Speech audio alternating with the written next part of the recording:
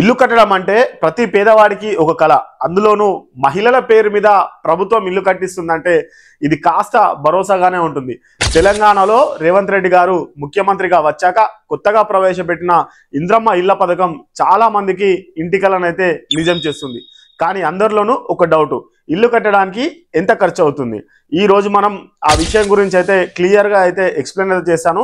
అసలైన లెక్కలతో మాట్లాడుకుందాం. ఇంద్రమ్మ ఇల్లు అంటే సుమారు 375 నుంచి 400 స్క్వేర్ ఫీట్ల వరకు అయితే ఇల్లు అయితే ఉంటుంది. ఒక బెడ్రూము, ఒక హాలు, ఒక కిచెను, ఒక బాత్రూమ్ కలిపి ఒక సాధారణ 1 BHK హౌస్ అండి. ఇలా కట్టించుకోవాలంటే ఏమేమి అవసరం ఉంటుంది, ఎంత ఖర్చు అవుతుంది, నేను మీకు క్లియర్గా అయితే ఎక్స్ప్లెయిన్ చేస్తాను. మన ఛానల్ని సబ్స్క్రైబ్ అయితే చేసుకోండి, వీడియోకి అయితే ఒక లైక్ అయితే ఇచ్చేసేయండి. మొదటిగా మనకు కావాల్సింది ఇటుకలు. సుమారు 7000 ఇటుకలు అయితే అవసరం ఉంటాయి. ఒక దాని రేటు 9 రూపాయలు అయితే ఉంటుంది. మొత్తం మనకి 63,000 రూపాయలు అయితే మనకి ఇటుకలకైతే అవసరం ఉంటాయి. సిమెంట్ ఒక 100 బ్యాగులు అయితే అవసరం ఉంటుంది. ఒక్క బ్యాగు సుమారు 370 రూపాయలు అయితే ఉంటుంది. దానికి 37,000 రూపాయలు అయితే అవసరం ఉంటుంది. సుమారు స్టీల్ అయితే మనకి 0.8 టన్నుల అవసరం అయితే ఉంటుంది. దానికి గాను మనకి 65,000 రూపాయల వరకు అయితే ఖర్చు అయితే వస్తుంది. ఇసుక మొత్తం కలిపి మనకి 30,000 రూపాయల ఖర్చు అవుతుంది. లేబర్ ఖర్చు అన్ని పనులు కలుపుకొని మనకి 70,000 రూపాయల వరకు అయితే అవుతుంది. ఇంటి నిర్మాణంలో వాడే బాత్రూమ్ ఫిట్టింగ్స్, ట్యాంకులు, పైపులు ఇవన్నీ మనకు కలుపుకొని 20,000 రూపాయలు అయితే అవుతూ ఉన్నాయండి. ఎలక్ట్రికల్ వర్క్స్, వైరింగ్, స్విచ్ బోర్డులు అన్ని కలుపుకొని మనకి బల్బులతో సహా 15,000 రూపాయలు అయితే అవుతుంది. డోర్లు, విండోరు, మెయిన్ డోరు, 2 ఇంటీరియర్ డోర్లు, 2 విండోలు మనకి కలుపుకొని 25,000 రూపాయల వరకు అయితే ఖర్చు అవుతుంది. అదేవిధంగా మనకి టేకు డోర్లకి ఇట్లా వెళ్ళడం అయితే కొంచెం కాస్ట్ ఎక్కువగానే అవుతుంది. నేను మీకు క్లియర్గా ఎంత అవుతుందో ఏంటి అని ఎక్స్ప్లెయిన్ అయితే చేస్తున్నాను. వీడియో ఎక్కడ కూడా స్కిప్ కాకండి, మీకు క్లియర్గా అయితే అర్థమైతే అవుతుంది. పెయింటింగ్, లోపల గోడలు, బయట పెయింటింగ్ అన్ని కలుపుకొని మనకి 20,000 రూపాయల వరకు అయితే అవుతుంది. ఇంటి ముందు ఒక చిన్న గేటు, మనకి కాంపౌండ్ వాళ్ళకి ఇవన్నీ సంబంధించింది ఒక 10,000 రూపాయల వరకు అయితే అవుతుంది. మనకి చిన్న పూజ ఖర్చులు ఇవి ఉంటాయి కదా, దీనికి మరొక 5,000 రూపాయలు అయితే ఎక్స్ట్రా అయితే వేసుకున్నాము. 5,000 రూపాయల వరకు అయితే ఖర్చు అవుతుంది. ఇది మొత్తం కలుపుకొని మనకి 4,50,000 వరకు అయితే ఖర్చు అయితే అవుతుంది. అంటే ఇంచుమించు 5 లక్షల మధ్యలోనే అయితే రావడం అయితే జరుగుతుంది. అది కూడా బేసిక్ మెటీరియల్ వాడితేనే, అంటే సాదా సీదాగా మెటీరియల్స్ తో నిబంధనలు పాటించి పర్ఫెక్ట్ గా పనిచేస్తే మనకి 4.5 లక్షల నుంచి 5 లక్షల వరకు అయితే రావడం అయితే జరుగుతుంది.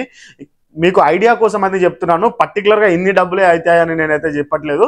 కొద్దిగా అటో ఇటో కూడా కావచ్చు. కాకపోతే నన్ను వీడియోలో ఇష్టం ఉన్నట్టు కింద కామెంట్స్ లో వీరికి తెలియదు చెయ్యది అనేసి కొన్ని మాట్లాడుతూ ఉన్నారు. నేను పర్టికులర్ గా ఒక మీకు ఐడియా కోసం రావడానికైతే మీకు చెప్తూ ఉన్నాను.